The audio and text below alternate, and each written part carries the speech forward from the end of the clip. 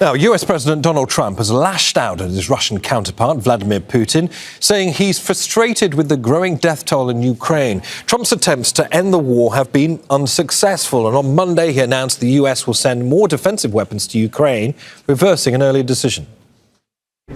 We get a lot of bull thrown at us by Putin, for you want to know the truth.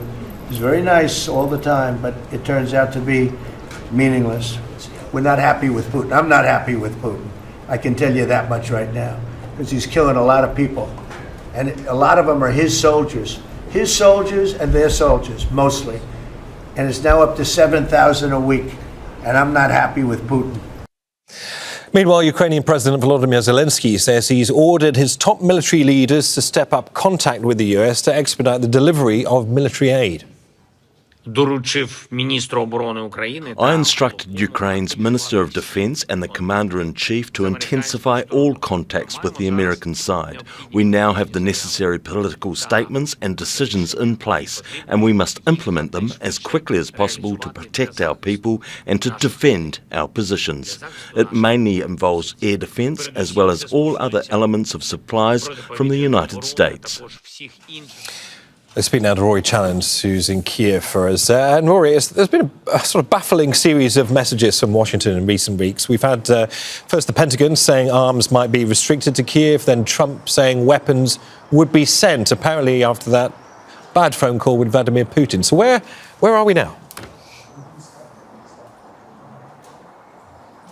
Well, that Donald Trump is saying that the decision to halt those weapons supplies to Ukraine wasn't his one, and his increasingly peeved language when he comes to talk about Vladimir Putin. It suggests a couple of things. First of all, that the Pentagon was freelancing on that decision to shut off the aid taps without White House approval, and also that Donald Trump's thinking when it comes to Vladimir Putin has gone through a bit of a shift in recent weeks.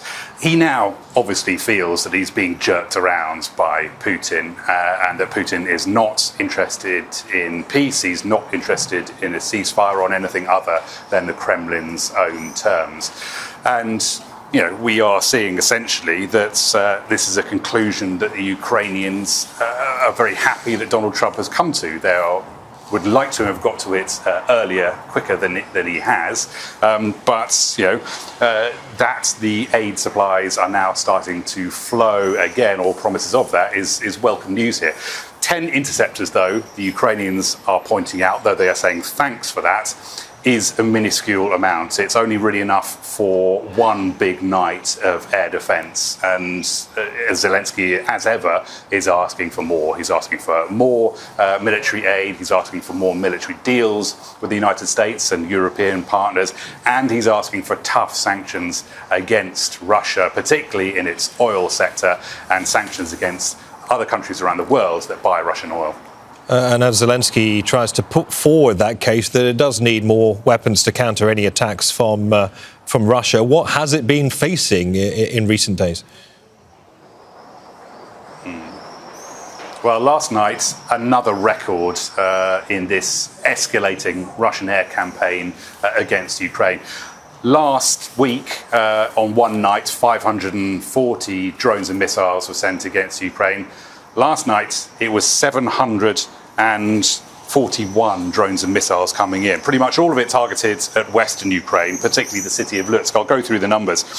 The official statement says that 706 drones were intercepted, either shot down or jammed. Of the 13 cruise and ballistic missiles that Russia launched, all 7 of the cruise missiles were neutralized. So obviously a few of those drones and missiles did get through. But yet again, with this conflict, we're watching the revolutionizing face of warfare in real time.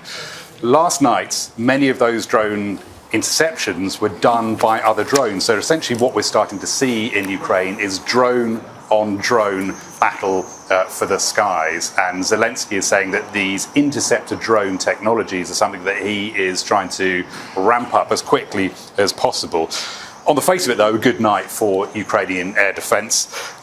But the real measure is what actually was damaged on the ground in terms of life and infrastructure. Ukrainian officials, as ever, pretty cagey when it comes to anything that might have hit military infrastructure. So they say things like, well, we had a fire at an industrial facility, damage in this city and that. So a bit of a blank space there in the information. But what we know is that no fatalities so far have been reported and only 1 or 2 injuries. All right, Rory, many thanks for the update. Rory Challands there in Kyiv. Make sure to subscribe to our channel to get the latest news from Al Jazeera.